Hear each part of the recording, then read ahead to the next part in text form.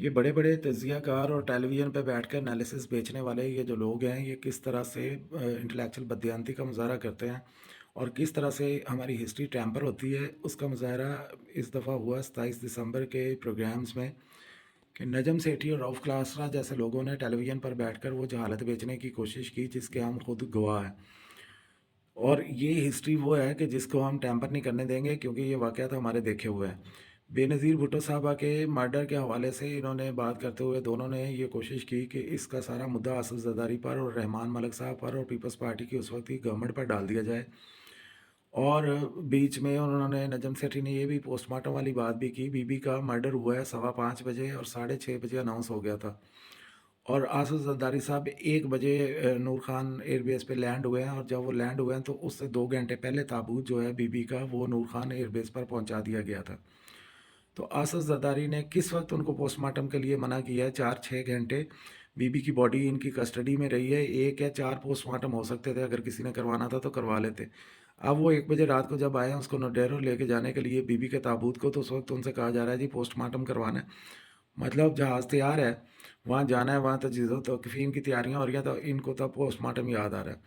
دوسرا، نجم سیٹھی صاحب نے ایک بات کی کہ جی اس کی انکوائری جو ہے وہ اس طرح سے نہیں ہوئی کیونکہ آصف زرداری صاحب کی اسٹیبلشمنٹ کے ساتھ ڈیل ہو گئی تھی، اور انہوں نے کوشش کی ہے کہ بی بی کے قتل کی وجہ سے ان کی ڈیل خراب نہ ہو۔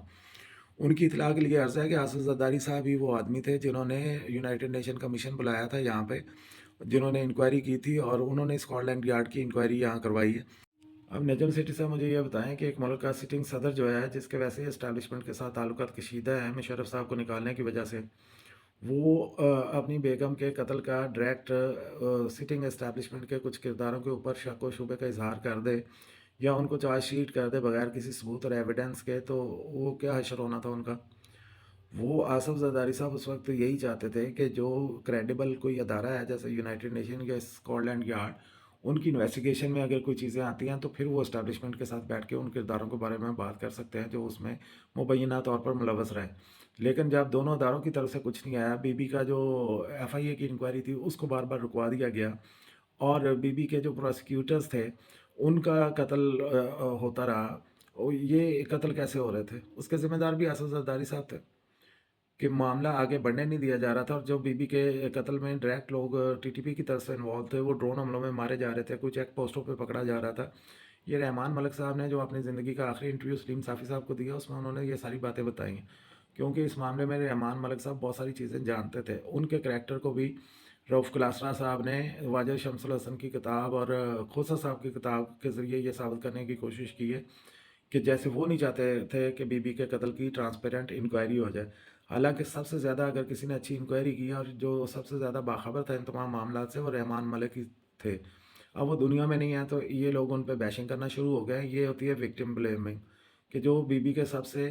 کلوز لوگ تھے انہی پہ جا کے بی بی کا قتل فکس کر دیا جائے، کیونکہ جو لوگ اصل میں ملوث تھے اور جنہوں نے ٹی ٹی پی کے لوگوں کو ہائر کیا تھا اس کام کے لیے ان کا نام نہ لینا پڑے، اور ان کی صحافت بھی چلتی رہے اور ان کا کام بھی چلتا رہے، کیونکہ اس طرف جاتے ہوئے ان کے پر جلتے۔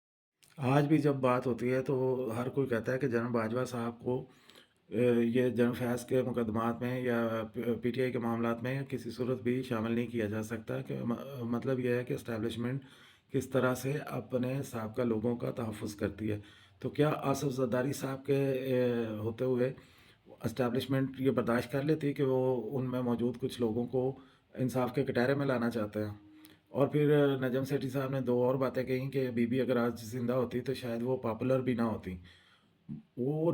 5 جولائی 1977 سے لے کے 2007 تک 30 سال پاکستان کی سب سے مقبول لیڈر رہی ہیں، کوئی الیکشن انہوں نے جیتا ہے یا کوئی ہارا ہے، اور وہ ساری دنیا کو پتہ ہے انہیں جو الیکشن ہروائے گئے وہ کس طرح سے ہروائے گئے، اور وہ ان کی جو ریزیلینس ہے، جو مزاحمت ہے ان کی، ان کو انڈرمائن کرتے ہوئے وہ یہ کہہ رہے ہیں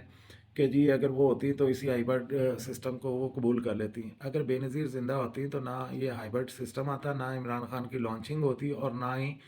یہ 2018 کا اور 2024 کے الیکشنوں کے ساتھ یہ حشر ہوتا جو ہوا ہے، اور اگر یہ سارا کچھ ہوتا تو وہ کسی صورت خاموش نہ بیٹھتی۔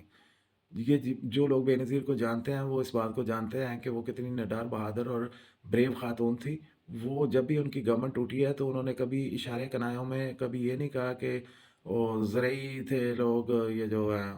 محکمہ زراعت کے لوگ تھے، اخلائی مخلوق تھی یا کوئی اور تھا، وہ نام لے کے اسٹیبلشمنٹ کے ان کے اداروں پہ بات کرتی رہی ہیں ساری زندگی، جن لوگوں نے ان کے خلاف یہ سیاسی گیمز کی ہیں۔ اور پھر عائشہ ناز کے ایک سوال کے جواب میں وہ کہتے ہیں کہ بی بی آج اگر زندہ ہوتی تو نہ پاپولر ہوتی اور نہ ڈیجیٹل میڈیا پہ ان کی فین فالوئنگ ہوتی، اور وہ بھی اسی طرح مصالحت کر کے جیسے باقی کے پاکستانی سیاستدان اس سسٹم کو قبول کر کے بیٹھے ہوں تو وہ بیٹھے ہوتے، تو حالانکہ بی بی تو ساری زندگی مزاحمت کرتی رہی ہیں اور وہ ساری زندگی پاپولر رہی ہیں، تو یہ کیسے ہو سکتا تھا کہ وہ آج پاپولر نہ ہوتی؟ یہ ہے گریٹ لیڈرز کو انڈرمائن کرنے کا طریقہ، اور ان کی ایفرٹس کو، ان کی محنت کو ضائع کر کے نئی جنریشن تک پہنچانے کا طریقہ، اور ان کو ڈی فیم اور ان کو ریڈیکیول کر کے لوگوں کو بتانے کا طریقہ کہ وہ کوئی بڑے گریٹس نہیں تھے، اور انہوں نے جو قربانی دی ہے وہ بھی بڑی عام سی بات ہے کہ مشرف کے ساتھ ان کا کوئی ہلکا پھلکا جھگڑا ہو گیا تھا اور اس وجہ سے وہ جان سے گئی ہیں، اور یہ کوئی بڑی بات نہیں ہے۔ دوسری بات وہ ملیٹنسی کی کرتے ہیں کہ جی بے نظیر اگر ہوتی تو ملیٹنسی اسی دور میں شاید ختم ہو جاتی۔ یہ بات انہوں نے درست کی ہے، اور یہ بھی ان کو نہیں پتہ ہسٹوریکل اس کے بے نظیر کے جو معاملات تھے ملیٹنٹس کے ساتھ، یہ اسامہ بن لادن نے کیوں ان کے الیکشن میں میاں نواز شریف کو فنڈنگ کی تھی، اور کیوں اسامہ بن لادن اور یہ رمزی یوسف اور یہ جو شروع کے جہادی تھے وہ جس میں وہ بھی تھا خالد، یہ جو 9/11 کے حملوں کا ماسٹر مائنڈ تھا وہ، اور اس کی فیملی، یہ لوگ 80 سے بے نظیر کے پیچھے لگے ہوئے تھے، اور ان کو انہوں نے شہید کرنے کی اس سے پہلے بھی بڑی کوششیں کی ہیں۔ کوئی ان کا مالی بن کے ان کے گھر کے باہر کام کرتا رہا اور بم فٹ کرنے کی کوشش کرتا رہا، اور کبھی اسامہ بن لادن لوگوں کو بتاتا رہا کہ یہ عورت ان کے ٹارگٹ پہ ہے۔ اور میرا ان دونوں دانشوروں سے ایک سوال ہے کہ کیا لیاقت علی خان کی جو قتل کی انویسٹیگیشن ہے وہ آصف زرداری اور رحمان ملک نے نہیں ہونے دی؟ کیا ضیاء الحق کے طیارے کی انویسٹیگیشن جو ہے وہ رحمان ملک اور آصف زرداری نے نہیں ہونے دی؟ یہ فاطمہ جناح کا جو شہادت ہے اس کی انکوائری جو ہے وہ آصف زرداری اور رحمان ملک نے نہیں ہونے دی؟ جو طاولہ مینگل کے بیٹے کا 70s میں مرڈر ہوا تھا اس کی انکوائری کیا آصف زرداری اور رحمان ملک صاحب نے رکوائی ہے؟ اس ملک میں جتنے پولیٹیکل مرڈرز ہوئے ہیں ان میں سے کس کی کوئی رپورٹ آئی ہے، کس کی انکوائری ہوئی ہے، اور کس کے مجرموں کو سزا ملی ہے؟ یہ میرا ان کے لیے ایک سوال ہے، اور جس کا جواب یہ میرا خیال ہے کہ قیامت تک نہیں دے سکتے۔